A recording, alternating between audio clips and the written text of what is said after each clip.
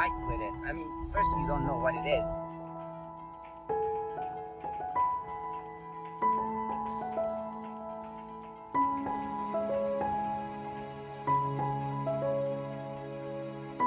Because I had some sort of seizure where vision got compromised.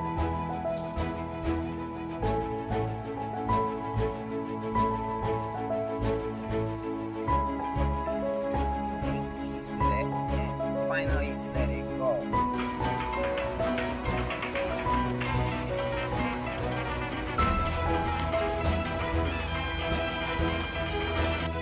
You know, I couldn't tell that to anybody, basically.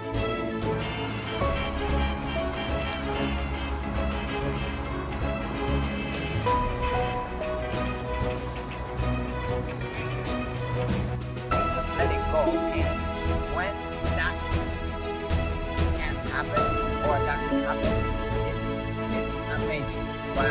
How you feel. But I realized that is only my story that I created. That doesn't exist. That doesn't even exist. And we all have a genius, especially comes to language. So I decided to make this experiment.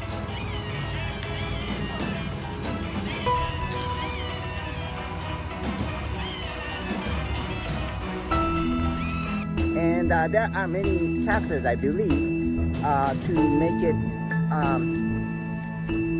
for you to be able to pull off all the capacity that we have as a human being, potential, right?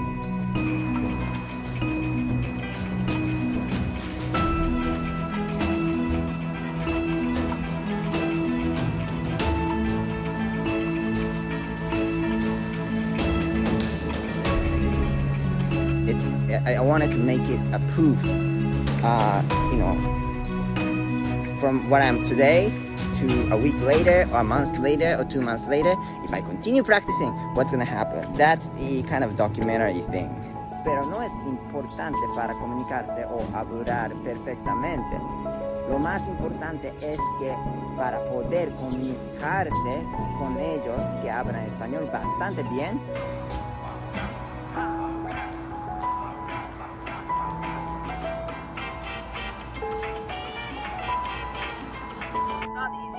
either. So we gotta have great feeling all the time in order to successfully achieve what we want.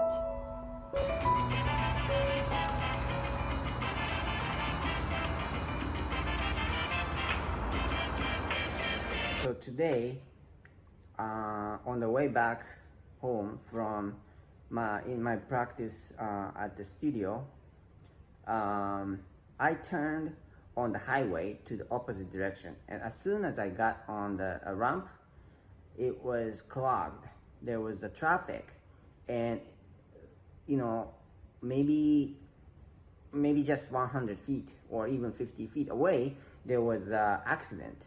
And when I was passing that point, the guy was lying on the street, held by a couple officers in the middle of, and then there was a motorcycle, big huge motorcycle was laying on the street too, on the highway too. And I had to think about it. Why did I turn on the wrong way subconsciously? And I saw that accident, and immediately when I saw the guy and then when I passed, I felt that I had to see it, because at the moment I was maybe thinking, but right now, couple hours from that incident that I saw, but when I was 6 or 7 years old, I got an accident. I got hit by a car on the highway intersection in Japan. My friend in the school, the girl saw my accident. I was a couple blocks away from my home, so the girl ran to my home to let my mom know. My mom was cooking. Actually, I was making errand for her for her cooking. I went to get something and I got hit by a car. I was, of course, lost the consciousness. I don't remember any of it, but the story went, my mom was, led by that girl, and basically took me to the hospital with ambulance. Ambulance was called, and maybe, because I don't remember any of that, but maybe almost 35 years ago, I don't know when I was 6 or 7 years old, which makes it like 1982 or 1983, so almost like 40 years ago. Maybe I was lying down on the street, in the middle of the street, like that guy held by maybe officer or somebody, waiting for the ambulance. My mom might have been there, waiting for an ambulance, and that accident actually mentally held me back for a long time, I believe. Not because of the injury or anything from that accident, but because I had some sort of seizure where vision got compromised. So, like, even my parents wanted me to hide that fact that I was taking medication, and because they didn't want me to be compromised for my, how I could get into the, hired by, companies and stuff like that. My parents didn't want anything to get in the way of those things.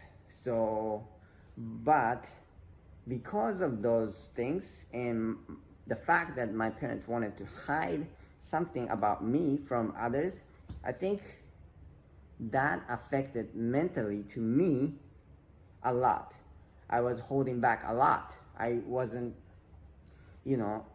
I couldn't tell that to anybody, basically. And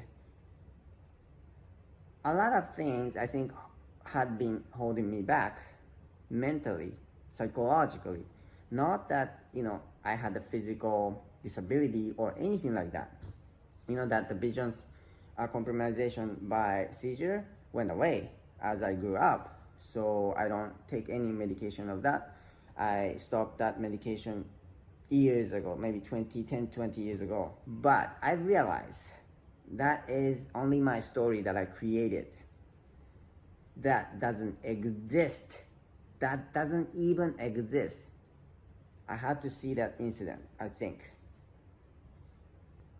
maybe 2-3 hours ago. And I truly believe that I had to see it. That's why I went that direction, and I had to see it.